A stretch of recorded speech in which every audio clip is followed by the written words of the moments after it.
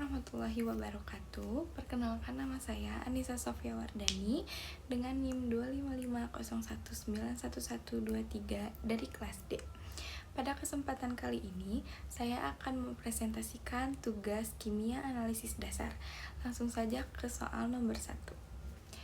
Soal yang pertama yaitu rancanglah prosedur analisisnya berdasarkan buku Textbook of Macro and Semi-Micro Qualitative Inorganic Analysis tahun ke-6 dengan menerapkan GAC. Sampelnya yaitu ZnSO4. Karena identitas sampel telah diketahui sebelumnya, maka dilakukan analisis kualitatif senyawa organik dengan metode klasik untuk confirmation identification. Tahapannya adalah yang pertama pemeriksaan organoleptik, yang kedua reaksi spesifik senyawa, yang ketiga membuat kesimpulan. Sebelum itu saya akan menjelaskan tentang GAC. GAC atau Green Analytical Chemistry atau bisa disebut juga kimia analitik hijau adalah cabang ilmu kimia analitik yang bertujuan untuk mengembangkan metode analisis kimia yang ramah lingkungan, aman, dan efisien. GAC mengintegrasikan prinsip-prinsip kimia hijau ke dalam seluruh proses analisis, mulai dari pengambilan sampel hingga pemrosesan data guna mengurangi limbah bahaya dan meminimalkan dampak negatif terhadap kesehatan manusia dan lingkungan. Yang pertama, kita melakukan pemeriksaan organoleptik pada sampel ZnSO4. Hasil pengamatannya menunjukkan bahwa sampel berbentuk kristal, berwarna putih atau tidak berwarna, dan tidak memiliki bau. Selanjutnya dilakukan analisis kation dengan metode GAC. Pada penambahan HCl tidak terbentuk endapan sehingga Zn2+ bukan golongan 1. Lalu pada penambahan H2S dalam suasana asam juga tidak terbentuk endapan sehingga bukan golongan 2. Namun dalam suasana basa Zn2+ membentuk endapan ZnS. Dari sini dapat disimpulkan bahwa Zn2+ termasuk golongan 3B menurut Vogel. Lalu selanjutnya kita lakukan reaksi spesifik. Dengan NaOH terbentuk endapan putih. Lalu saat ditambahkan NaOH berlebih, endapan larut kembali membentuk larutan jernih karena terbentuk kompleks. Hal ini menunjukkan sifat amfoter dari Zn. Selain itu, dengan H2S dalam suasana basa terbentuk endapan putih. Reaksi ini menjadi ciri khas keberadaan Zn. Lalu untuk identifikasi anion dilakukan uji spesifik anion dengan penambahan BaCl2 dalam suasana asam terbentuk endapan putih BaSO4. Endapan ini tidak larut dalam asam kuat seperti HCl sehingga menjadi ciri khas anion sulfat. Reaksi ini digunakan sebagai konfirmasi keberadaan SO4-2- dalam sampel ZnSO4. Berdasarkan hasil pengamatan organoleptik, sampel ZnSO4 berbentuk kristal berwarna putih dan tidak berbau, yang sesuai dengan karakteristik umum senyawa tersebut.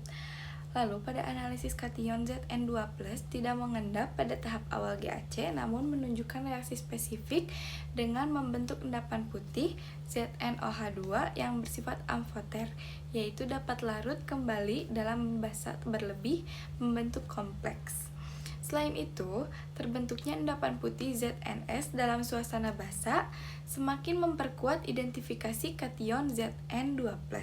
Pada analisis anion SO4-2- terkonfirmasi melalui pembentukan endapan putih BaSO4 setelah penambahan BaCl dalam suasana asam yang tidak larut dalam asam kuat. Dengan demikian dapat disimpulkan bahwa sampel yang dianalisis benar merupakan ZnSO4 karena menunjukkan kesesuaian antara sifat organoleptik reaksi spesifik kation Zn2+ dan reaksi spesifik anion SO4-2- sesuai dengan metode GAC menurut Vogel. Selanjutnya kita akan melanjutkan ke soal yang kedua. Soal yang kedua yaitu Anda akan menganalisis cemaran tembaga dalam simplisia kunyit. Rancanglah prosedur analisisnya dengan menerapkan GAC. Yang pertama, kita akan melakukan pemeriksaan organoleptik.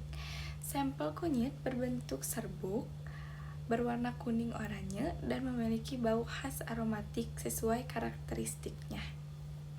Selanjutnya, ke prosedur pembuatan larutan sampel. Metodenya destruksi basah.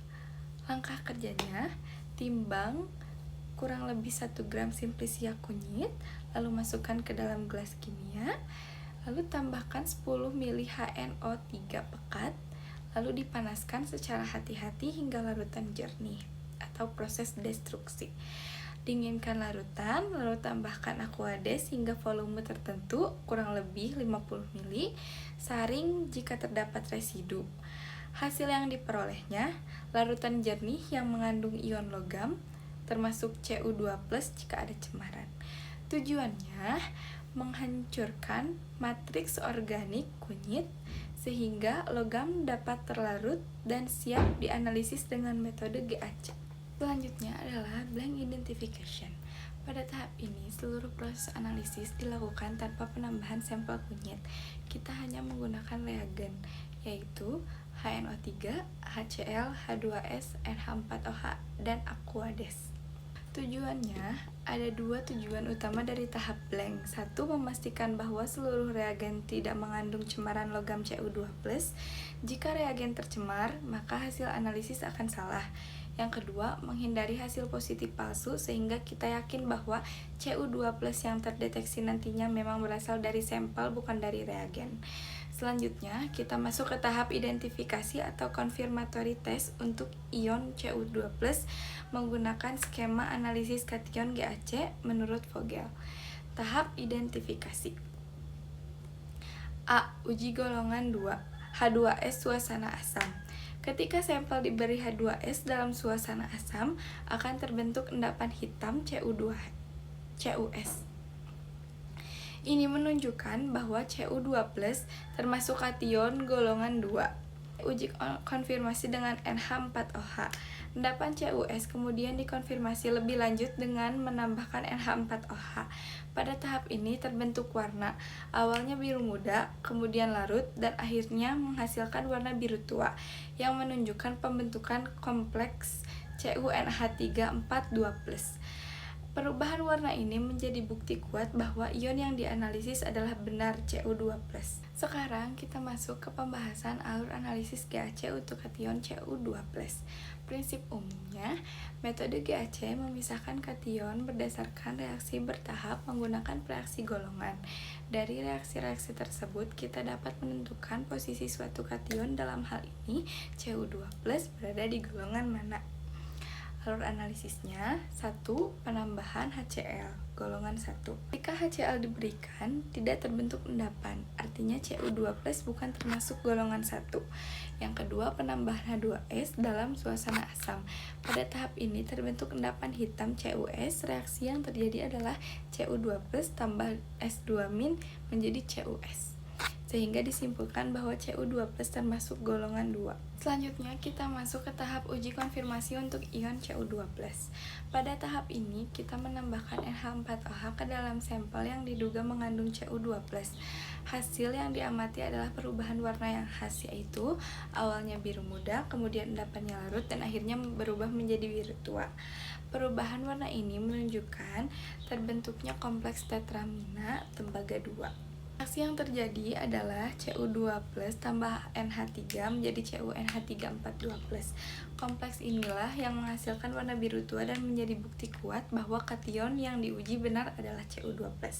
Kesimpulannya, dari hasil analisis ion Cu2+ tidak mengendap saat ditambahkan HCl. Jadi, bukan termasuk golongan 1. Saat ditambahkan H2S dalam suasana asam terbentuk endapan hitam CuS yang menandakan bahwa Cu2+ termasuk golongan 2.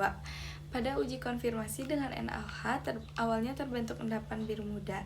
Ketika ditambahkan reaksi berlebih, endapan tersebut larut dan berubah menjadi larutan biru tua.